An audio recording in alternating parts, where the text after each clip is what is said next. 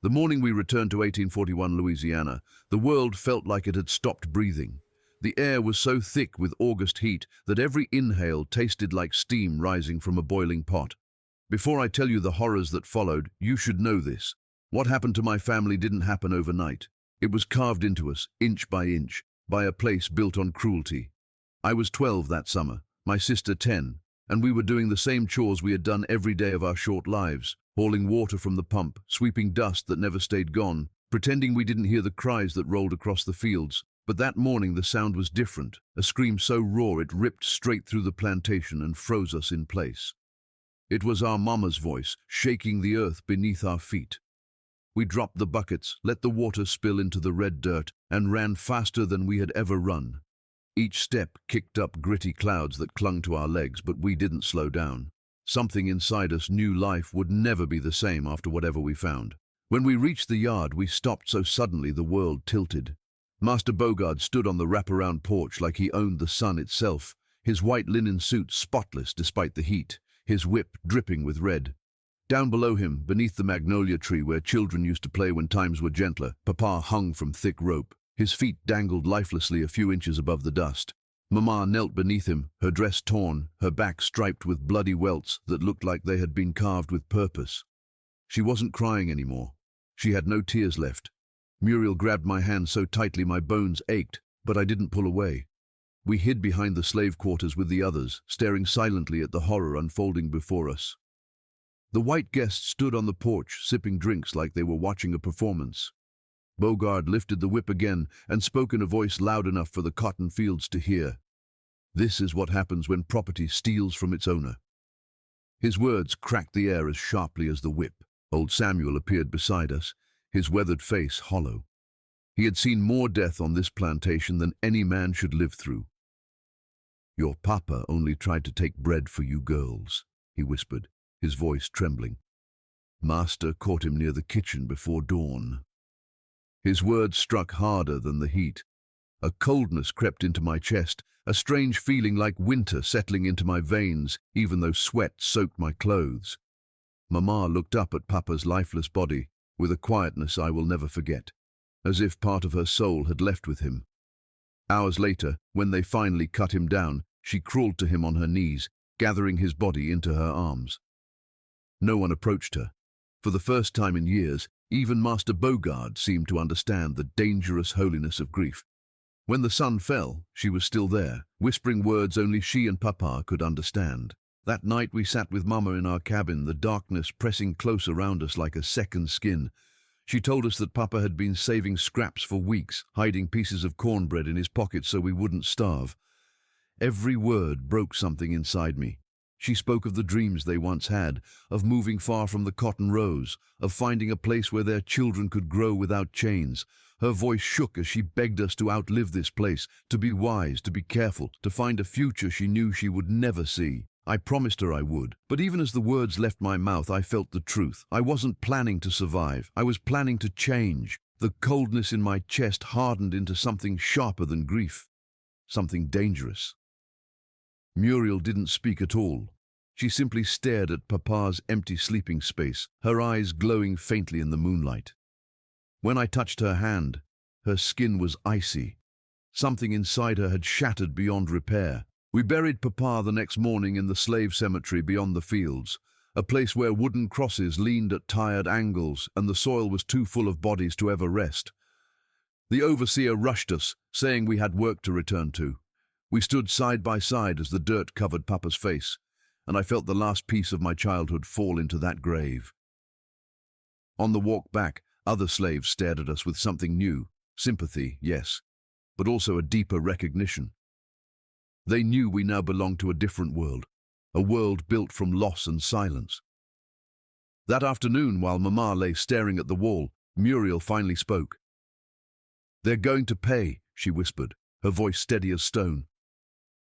I looked at my sister and saw that the quiet child she once was had vanished. Something older, colder had taken her place. The rage inside me pulsed in answer. That night, we became the silent ones. Two girls who moved without sound, who obeyed without question, who watched everything. But beneath that silence, Our transformation had already begun. Somewhere in the cotton fields, the wind whispered our names, as if it sensed the storm we were becoming. 6 years slid by like a slow-burning fever, each day adding another layer of scar tissue over the morning Papa died. By then I was 18 and Muriel 16, but in truth we had stopped being children long before. Mama lasted only 2 more winters.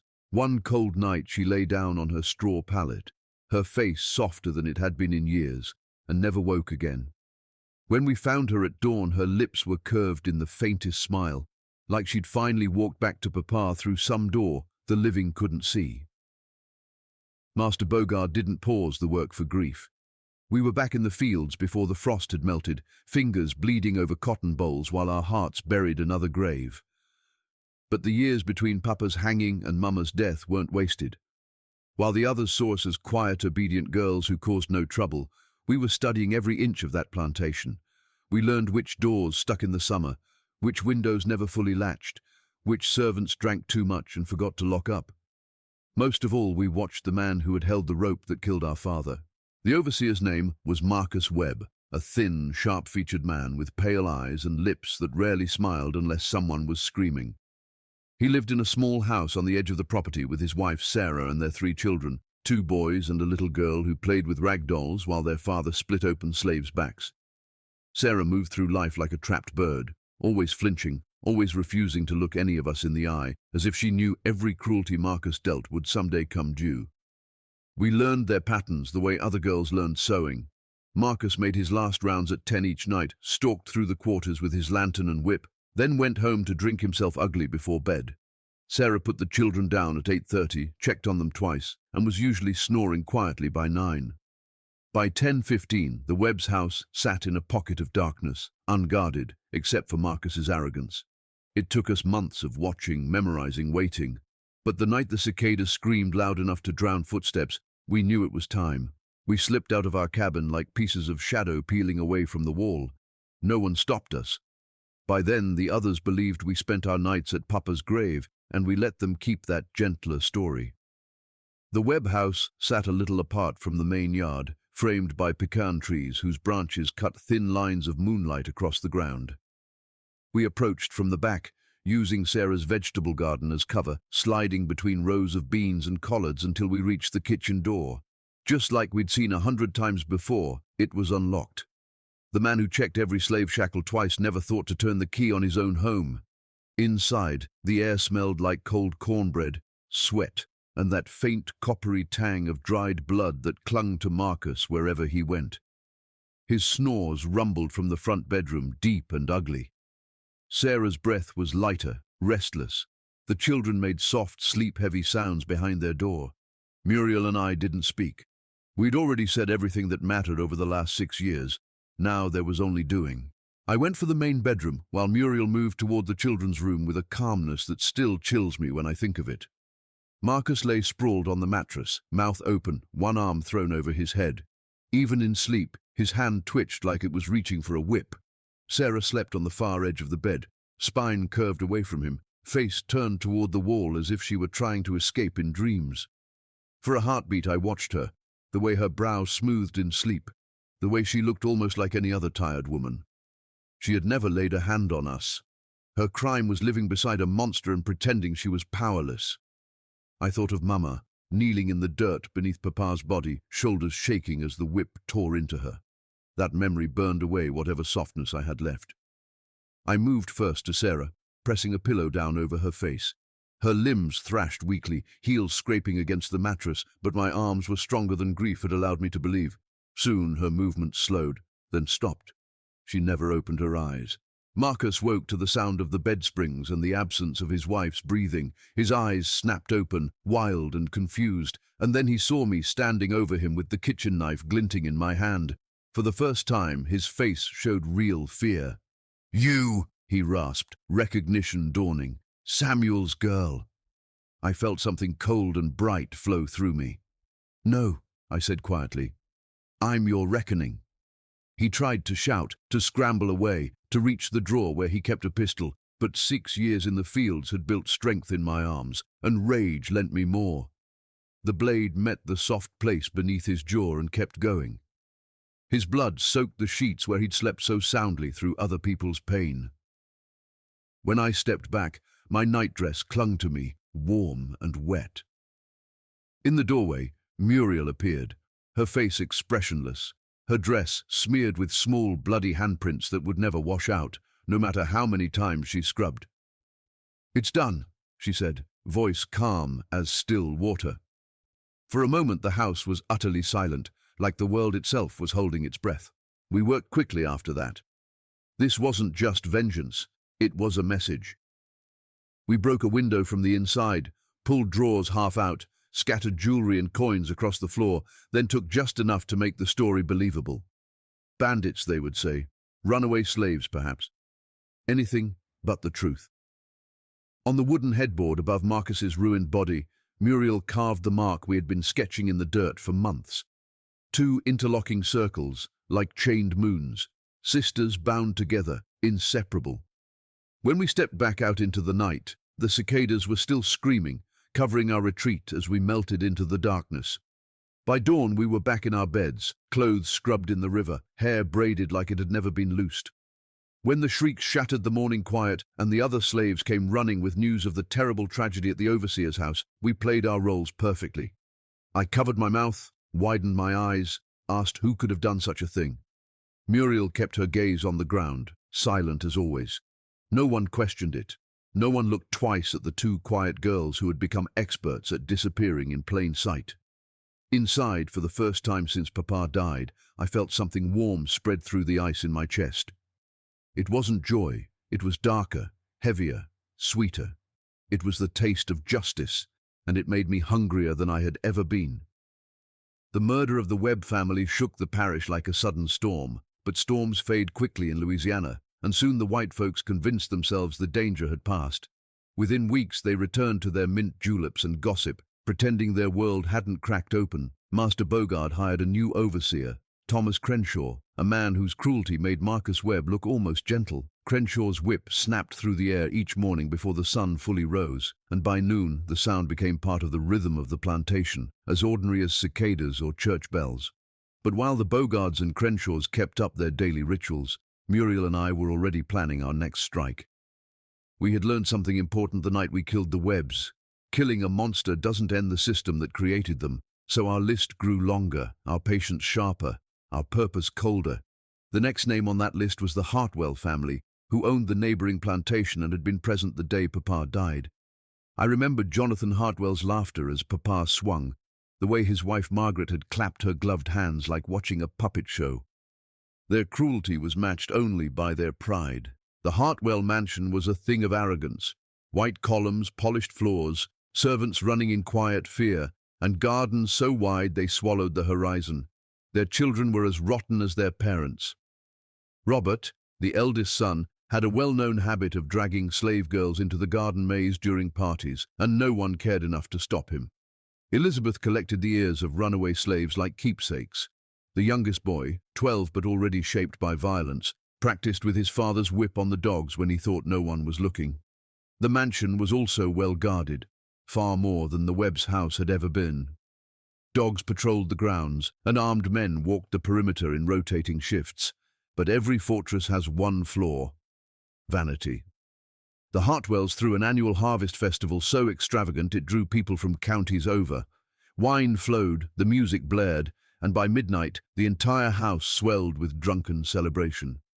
We watched preparations for weeks, biding our time. When the night came, warm, starless, thick with humidity, we moved like we had always belonged there.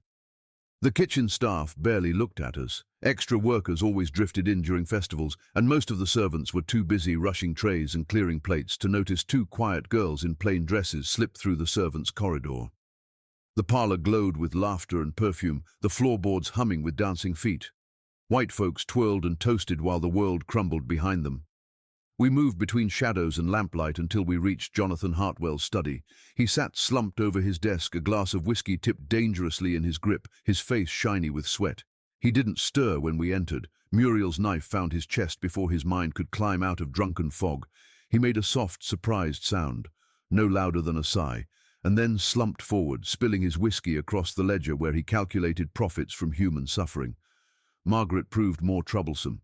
She was surrounded by women gossiping in the parlor, all of them fluttering like jeweled moths. We waited, circling the hallway, until she excused herself to powder her nose. She didn't notice me entering behind her. She did notice the blade at her throat, but only for a second. The children were harder. They darted between rooms like restless sparrows, laughing, snatching pastries, sneaking wine. We had to move with patience and precision, taking them one by one. Robert went first, caught in the garden maze where he dragged yet another slave girl for his nightly cruelty. Muriel slipped behind him, silent as dew on the grass, and ended him before he could lift a hand. The girl he'd cornered fled through the hedges like a startled deer, never looking back. The daughter, Elizabeth, died in her bedroom, sitting cross-legged on her quilt and admiring a necklace she'd stolen from a dead slave, Mama's necklace. I let her see the blade in my hand, let her eyes widen, let her fear bloom for just a heartbeat. Then I took back what belonged to us. The youngest son was in the library, reading a book about ancient warriors, dreaming of conquest. For a moment I hesitated. Something in his eyes reminded me of myself at his age, clever, observant, desperate for understanding. But then I remembered how he clapped the day Papa died, laughing as if it were a festival trick. That memory killed whatever softness might have saved him. When it was done, we arranged the family in the parlor, seating them around the massive dining table like they were gathering for a final meal. Candlelight from the abandoned party still flickered across their faces. Blood-stained silk dresses, starched collars, and polished shoes. With Jonathan's blood, Muriel wrote our message on the wall above the fireplace. The children of the hanged man send their regards. We slipped out the back door just as the last notes of a fiddle drifted from the ballroom. No one noticed that their hosts were dead upstairs. No one saw us vanish into the night through the cotton fields. The bodies were discovered at dawn, and the screaming that followed echoed across the parish like church bells calling warning instead of prayer. Rumors spread faster than wildfire. Some blamed abolitionists, others claimed escaped slaves. A few whispered about vengeful spirits, but no one suspected the two quiet sisters who picked cotton with steady hands and lowered eyes. That night, as the quarters buzzed with whispers, Muriel turned to me, her face calm and cold. "They're learning to fear the dark," she murmured. "Now they need to learn it belongs to us." I squeezed her hand. The hunger for justice was no longer a spark. It was a fire. The murders of the Webb and Hartwell families didn't just frighten the parish, they tore a hole straight through its sense of order. White folks who once strutted across their estates with lazy confidence now moved like prey, checking shadows, double-locking doors, sleeping with pistols on their nightstands. The slave quarters buzzed with rumors, whispers of justice traveling faster than the overseer's whips. For the first time, I saw hope flicker in the eyes of our people. But hope wasn't enough. Muriel and I still had two families left on our list, the Beaumonts, whose plantation dwarfed Beaugard's own, and the Roussos, who supplied the rope that had taken Papa's life. The Beaumonts were old Southern aristocracy, dripping with money, cruelty, and pride. Henry Beaumont ran his plantation with a quiet violence. His punishments weren't loud, but they left scars that lasted decades. His wife, Celeste, had a taste for delicate viciousness. She could ruin a slave's life with a single, silk-soft decision. Their 4 children moved through the world as if cruelty were inheritance, not choice.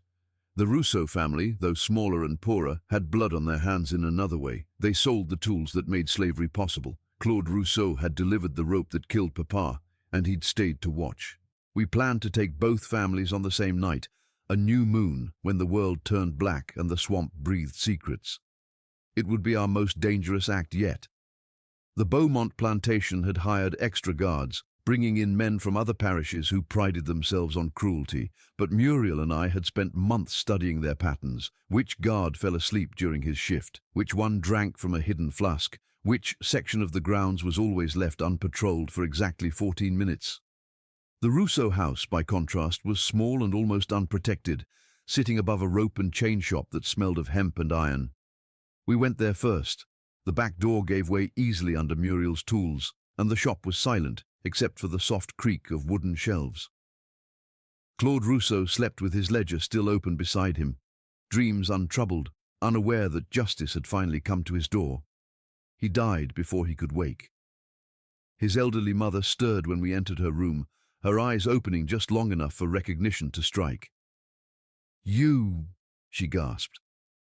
I nodded once, letting her know exactly why her life was ending. The nephew tried to fight, but the narrow house offered no escape. We left our symbol carved into the counter, our mark beside a coil of rope like the one used on Papa. Then we moved deeper into the night, crossing toward the largest plantation in the region. The Beaumont mansion glowed faintly beneath the stars, its white columns radiating arrogance even in darkness. We approached from the riverside where the cypress trees draped Spanish moss like mourning veils. The air felt heavier here, as if the land itself remembered every scream soaked into its soil. Our opening was small, a 15-minute gap between shifts, and we waited in a crouch, barely breathing, until the guards moved on. The conservatory window was unlocked, just as we'd hoped. Celeste Beaumont loved her orchids too much to keep the room sealed. The warm, humid air inside smelled of flowers and decay. We slipped through, silent as mist. Henry Beaumont sat at his desk in the study, quill in hand, lamplight flickering across his sharp features. He looked up as we entered, and to my surprise, recognition flickered instantly. "I remember you," he said steadily. "Samuel's daughters." His voice was calm, the voice of a man who believed himself untouchable. "Then you know why we're here," I answered. He reached for the pistol in his drawer, but Muriel moved faster, her blade cutting across his wrist and sending the weapon clattering to the floor. His composure shattered. "Your father was a thief," he snarled. "He stole from me." "He tried to feed us," Muriel replied coldly, "something your kind never understood. We took our time with Henry Beaumont because monsters who harm quietly often believe they will die gently. He didn't. When it was over, his blood pooled across the polished floor like spilled ink. Celeste was in her bedroom surrounded by silk dresses she'd bought with the labor of people she didn't consider human. She begged, whispered promises of freedom, gold, anything she thought might save her pampered life. I had once believed begging meant innocence, but Mama had begged too, and no one had spared her. We silenced Celeste's pleas. The children were scattered throughout the mansion, and we hunted them room by room. Philippe, the eldest, tried to fight with his grandfather's ornate sword, but all his privilege had left him weak. The youngest, a girl no older than 8, was the hardest only because she reminded me of who Muriel and I once were. But childhood doesn't excuse learned cruelty, and she had already thrown rocks at slave children for amusement. When the house finally fell silent, we gathered the bodies in the ballroom, where Celeste had hosted countless parties, arranging them around the piano as if they were listening to one final song. We etched our message in Henry Beaumont's blood on the wall. "The rope you sold has come home." Then we walked out through the front door like we owned the estate, vanishing into the pre-dawn darkness. By sunrise, the mansion was a tomb, and the parish was waking to a new kind of terror. No one suspected the 2 quiet girls who returned to work with cotton-stained hands and blank expressions. But the fear in the white men's eyes told us everything. They had begun to understand. Their world wasn't crumbling because of rebellion. It was crumbling because justice had learned to walk on silent feet. That night, Muriel lay awake, staring at the ceiling. 2 families left, she whispered, and then the rest of them will know what it feels like to be hunted. I turned toward her, my own thoughts burning like lantern flames. "No," I said quietly. "They already know, but now they'll learn to dread the dark, the way we once dreaded dawn." The cotton fields rustled outside as if agreeing, as if the land itself recognized the shift. And deep in the swamp a wind rose, carrying our names into the night like a warning. The slaughter of the Beaumont and Rousseau families shattered whatever illusion of safety the white folks had left. Overnight, the parish transformed from a kingdom of arrogant overseers into a place where every shadow looked like a threat. Master Bogard tripled the guards around his estate, posted men at every road, every barn, every shed. But more telling than guards was the fear in their eyes, fear we had planted with our own hands. Soon, Bogard decided ordinary measures weren't enough. He needed professionals, men who hunted people the way others hunted deer. One muggy Tuesday morning, 5 bounty hunters rode onto the plantation, their silhouettes cutting against the grey sky. They moved like predators, hardened, disciplined, carrying weapons that looked well fed on blood. Their leader, Jeremiah Cross, towered over the others, his black coat hanging heavy despite the heat. Stories followed him like flies around a corpse. Stories of runaways dragged back half alive, of men who disappeared into swamps only for Cross to return alone. His partners were no better. Marcus Stone, a former soldier who'd left war only to seek cruelty elsewhere. Billy Tate, whose dead eyes hinted he killed for pleasure. Samuel Wright, an ex-overseer fired for brutality, even other monsters found excessive. And Thomas Kane, a tracker who could find footprints in a riverbed. These were not men searching for justice. They were wolves given permission to hunt. Their arrival brought fresh horrors to the quarters. Cross granted himself full authority, and the first thing he did was string up old Samuel by his thumbs until the tendons in his shoulders began to tear. He poured cold water over him just to wake him for another round of questioning. Young Mary, barely 15, received 50 lashes because she hesitated when asked if she'd seen anything suspicious. The bounty hunters dragged men into the fields, women into the barns, anyone they suspected into the swamp. Many never returned, but even as pain spread, no one broke. Our people didn't protect us because they knew who we were. Most of them had no idea. They protected us because, for the first time, the cries of the oppressed echoed back with consequences. They protected the idea that someone, anyone, was fighting back. Cross grew more frustrated each day, convinced that the killers had to be slaves hiding among their own. He didn't understand the truth. He was stomping through a battlefield designed long before he arrived. Each act of brutality only tightened our resolve. Each scream sharpened our knives. We had anticipated this moment.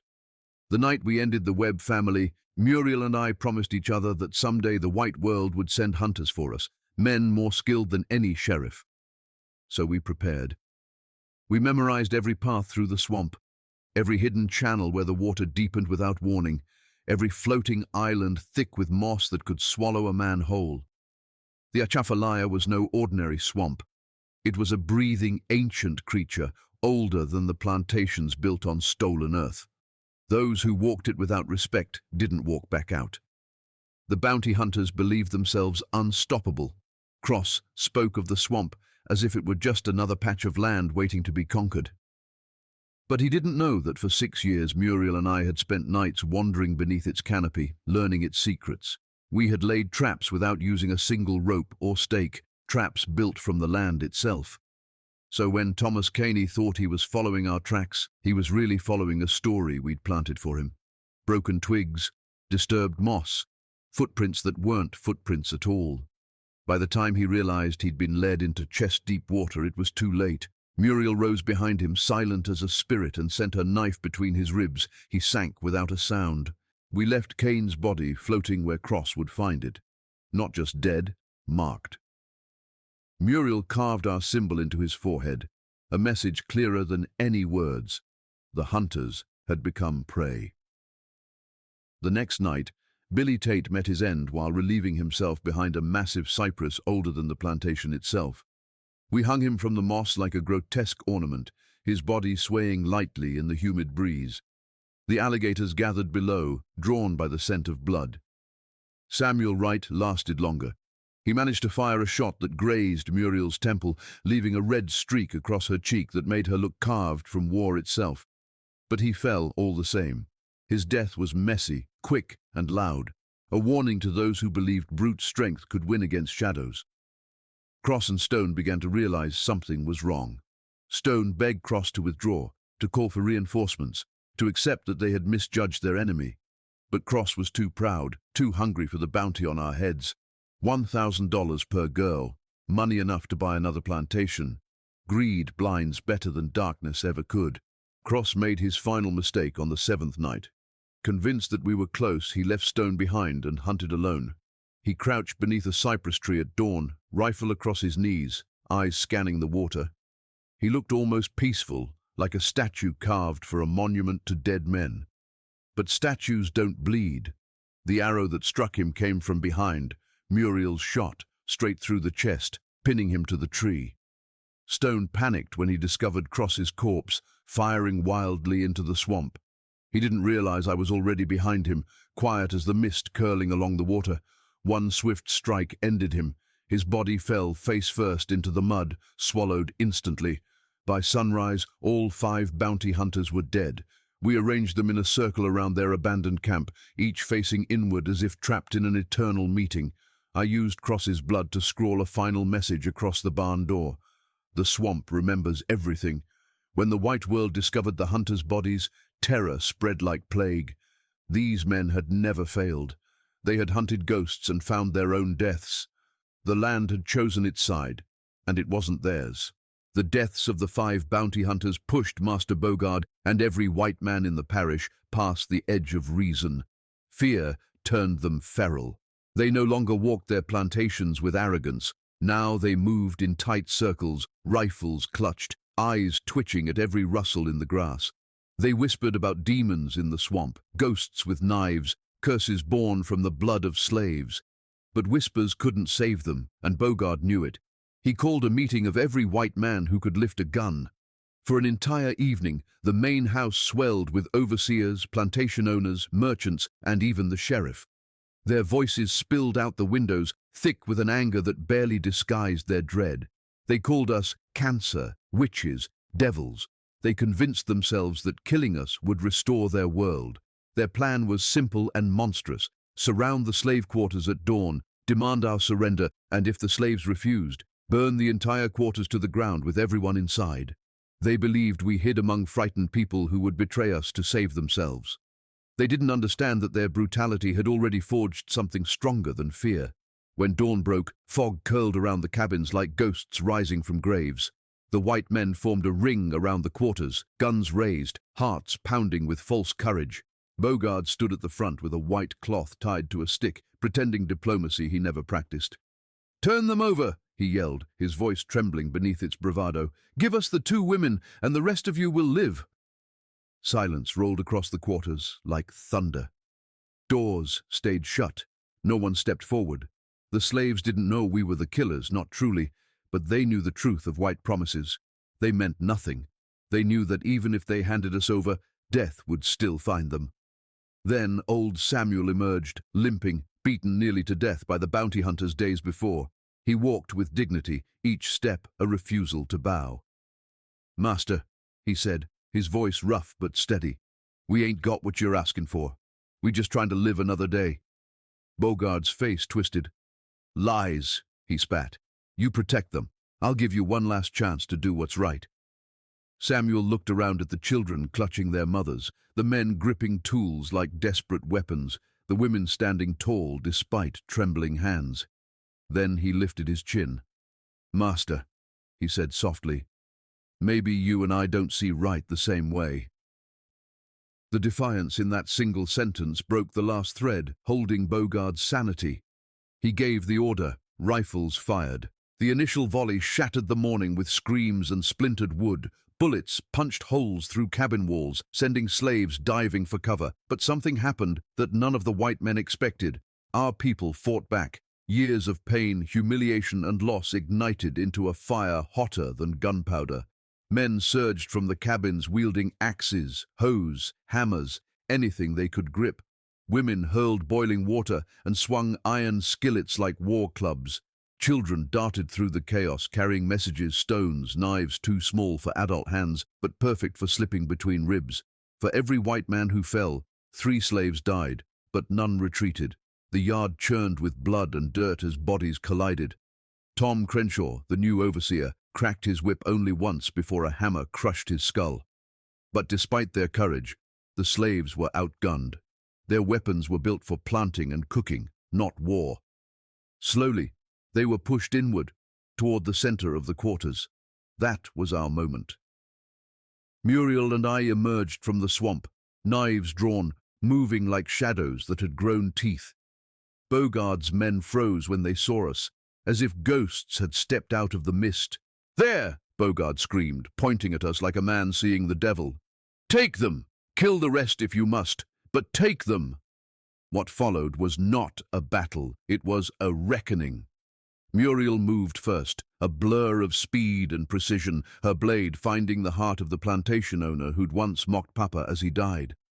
I plunged my knife into Crenshaw's chest, feeling bone snap beneath my hand. Blood sprayed, screams rose, the battlefield twisted into something ancient. rage given form. The slaves surged around us with renewed fury, drawing strength from the sight of the two sisters the white men feared most. For a moment, we turned the tide, but not for long. Gunfire raked the yard. A bullet punched into my shoulder, spinning me backward.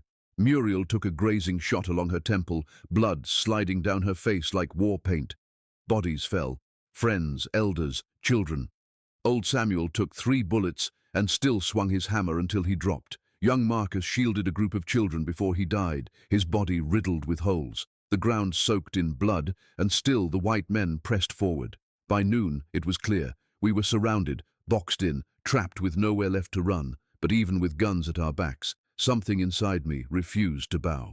Bogard stepped forward, chest heaving, whip in hand, believing he had won. "It's over," he gasped. "You've caused enough chaos for a lifetime." I looked around at the devastation, slaves and masters lying side by side in death, the air thick with gunpowder and grief, and I felt a strange, calm certainty settle over me. "No," I said, voice steady despite the blood soaking my dress. "It's just beginning." Muriel's eyes gleamed with that same cold fire. Around us, the cotton fields rustled as if the land itself was listening. Bogard signaled his men, and they closed in. Muriel squeezed my hand once, an unspoken vow, a promise forged in blood and childhood loss. We had not waged this war to survive. We had waged it to end something older than both of us. Even if we didn't leave that yard alive, the spark we ignited would outlive every man pointing a gun at us. The white men thought capture meant victory. They had no idea what was waiting for them. They dragged us toward the main house like trophies, but the fear in their eyes told the real story. They hadn't captured monsters. They'd cornered consequences. The battle-worn yard spun around me as blood trickled from my shoulder, but my mind felt clearer than ever. Muriel walked beside me with that eerie calm she'd carried since Papa died, her steps steady despite the graze along her temple. Bogard strutted ahead with the whip in his hand, his breath coming fast, not from victory, but from the adrenaline of a man who feared he'd nearly lost everything. He shoved open the cellar door beneath the kitchen and forced us down the creaking steps into a room that smelled of rotting vegetables and mold. He bound our wrists with the very rope that once held Papa, an irony he thought poetic. "You'll hang at dawn," he hissed, his voice shaking more than he meant it to. "Your deaths will put an end to all this madness." But he didn't understand. The madness he spoke of wasn't ours. It belonged to the system he upheld. And what he planned as our execution, we had already planned as our beginning. Because we knew something Bogard did not. The roots of his house were rotten, and we had been preparing its collapse longer than he imagined. The moment the cellar door slammed shut, darkness wrapped around us like an old friend. But we weren't helpless. We'd made sure of that months earlier. Sewn into the seams of our dresses were small vials of lamp oil stolen 1 drop at a time. Hidden in Muriel's hem was a flint and steel taken from the blacksmith's shop. We had always known our story would burn, one way or another. Above us, footsteps thudded as the white men celebrated what they thought was the end. Bogard poured whiskey and boasted about restoring order while the house creaked beneath centuries of suffering. Muriel leaned close to me, her breath steady despite everything. "We end it tonight," she whispered. There was no fear in her voice, only certainty. We tore the vials open with our teeth, letting the oil soak into the dry wooden beams above our heads. The cellar ceiling was old, brittle, hungry for flame. It didn't take long before the scent of oil thickened the air. Muriel struck the flint once, twice. Sparks flashed like tiny stars in the dark. On the 3rd strike, a thread of fire caught, crawling upward like a living thing awakened from sleep. The crackling spread fast. Heat built around us, rising through the floorboards, snaking into the bones of the house. Every blaze begins with something small. So did ours. But burning wasn't our suicide. It was our cover. The cellar housed more than storage. It hid a truth long forgotten by the white men who strutted above us. The plantation's first owners had built escape tunnels during the days when they feared raids from local tribes. Over generations, the Bogards forgot them. We had not. We'd found the tunnels months earlier during one of our nighttime explorations, mapping every turn, clearing debris, preparing them for this moment. As the fire climbed upward, we slipped through a narrow opening in the back wall. squeezing into the damp passage. Smoke drifted down after us, urging us forward. The tunnel twisted beneath the plantation like veins beneath skin, humid and alive with the scent of soil and roots. Behind us, shouts erupted as the men above realized too late that the flames were no accident. We crawled faster, guided by faint slivers of moonlight that seeped in through hidden cracks. When we finally emerged at the riverbank, the cool night air hit us like a rebirth. The small boat we'd stolen weeks prior waited in the reeds, packed with supplies for our escape. The fire behind us roared louder, consuming the house room by room.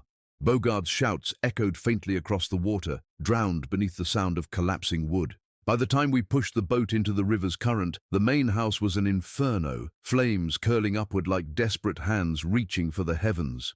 The slave quarters burned too, not from Bogart's men, but from the slaves themselves, who had decided to torch the place rather than let it remain a monument to their suffering.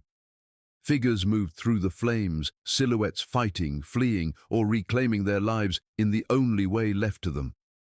Gunshots cracked across the fields as surviving slaves snatched weapons from fallen white men and fought their way free. On the water, we drifted silently into the swamp's waiting arms. The ache in my shoulder throbbed, but my heart felt strangely weightless. The flames behind us painted the night sky orange, turning the river's surface into molten glass. Muriel watched the burning plantation without blinking. "This land will never forget," she murmured. And she was right. Some places carry memory like wounds. Louisiana's soil remembers every scream buried in it. As we disappeared into the deeper channels, the swamp greeted us like kin, not with warmth, but with acceptance. Cypress trees towered above us, their roots twisting into shapes that looked like ancient figures watching from the shadows. The air grew dense, cool, and humming with unseen life. Behind us, the last of the plantation's white pillars collapsed inward, swallowed by flame. We drifted farther until even the glow of the fire vanished behind the veil of moss and branches. We didn't know what waited ahead: freedom, death, something in between. But we knew one truth with absolute certainty. We hadn't escaped. We had transformed. And the world that tried to break us had just burned itself down.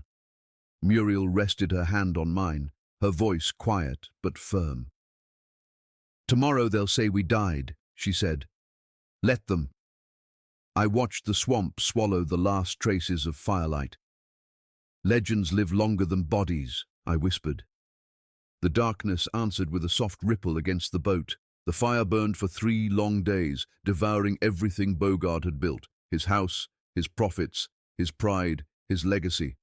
When the flames finally died, the plantation was nothing but charred skeletons of buildings, blackened earth, and the smoldering remains of the magnolia trees where Papa had taken his last breath. The authorities arrived late, as they always did, stepping over ashes with handkerchiefs pressed to their noses. They searched for bodies, they searched for survivors. Mostly they searched for us. But the swamp had already forgotten our footprints. Some said we had burned to death beneath the collapsing house. Others insisted we drowned trying to escape.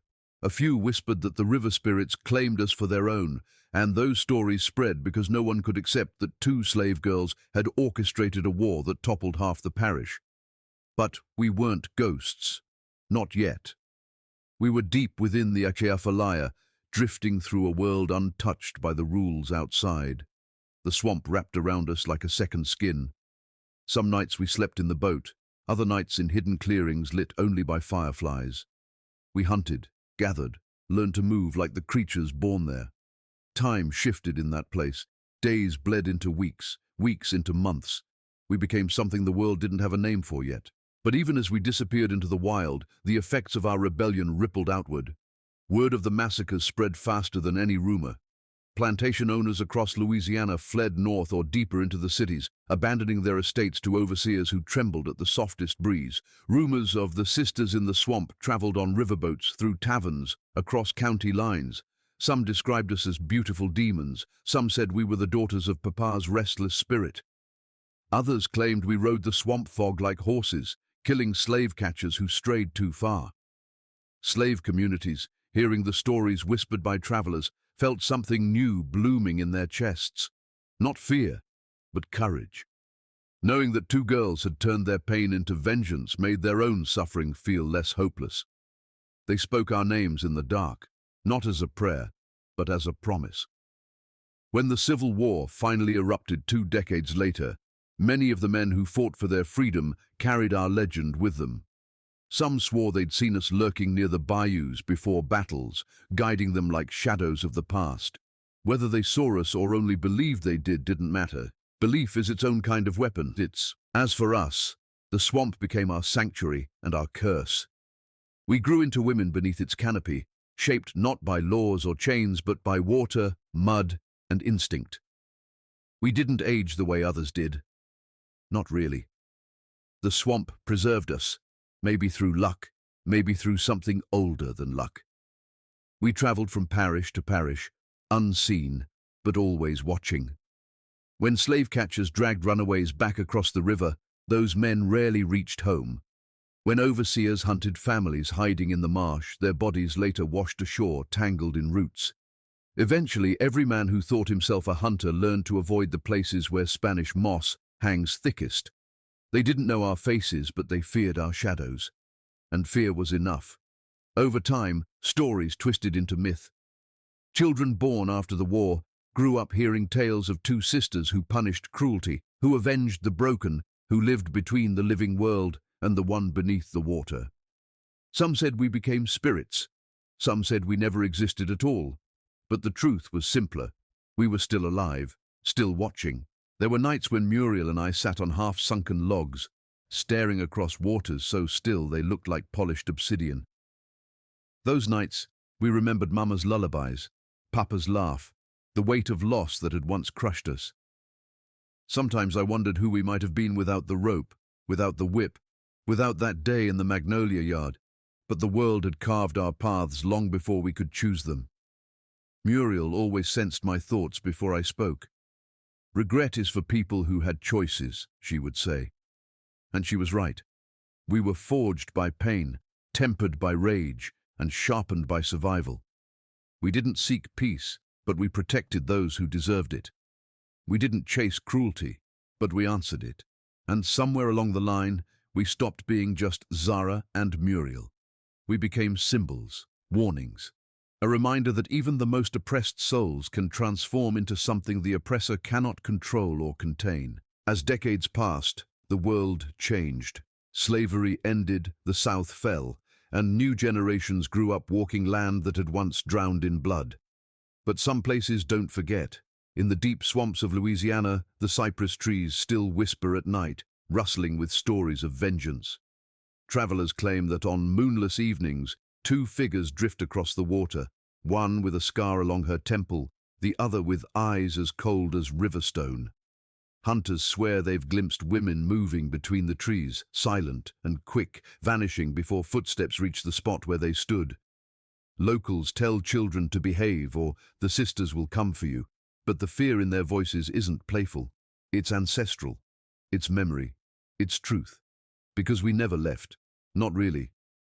Our bodies may have crossed into legend, but our presence remained tethered to the land that birthed our rage. Some fires, once lit, burn through centuries. Some stories refuse to die. If you ever walk through the Louisiana swamps on a night when the mist curls low and the water lies still as glass, listen closely.